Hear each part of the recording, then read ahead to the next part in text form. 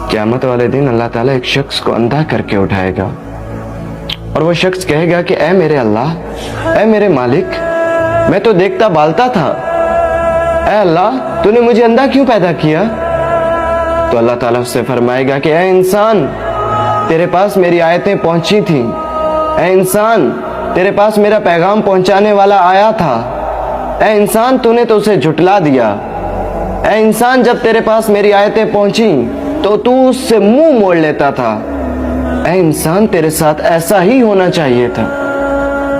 इंसान चंद ख्वाहिशात करेगा, जिसने सारी जिंदगी गुनाहों में गुजार दी, वो अपने अल्लाह से कहेगा कि अल्लाह एक दफा तो मुझे दुनिया में वापस भेज दे, ऐ अल्लाह मैं कभी गुनाह नहीं करूंगा, ऐ अल्लाह मैं नमाज पढ़ूंगा, ऐ अल्लाह मैं चोरी नहीं करूंगा, ऐ अल्लाह मैं जिना से बचूंगा।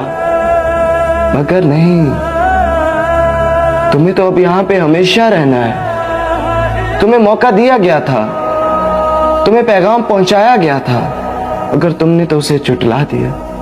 ऐ काश कि मुझे मेरा नामा अमाल ना दिया जाता, ऐ काश कि मैं फलां शख्स को दोस्त ना बनाता, ऐ काश कि मैंने अल्लाह और उसके रसूल का रास्ता इख्तियार किया होता, ऐ काश मैंने अल्लाह के साथ किसी को शरीक न ठहराया होता, ऐ काश,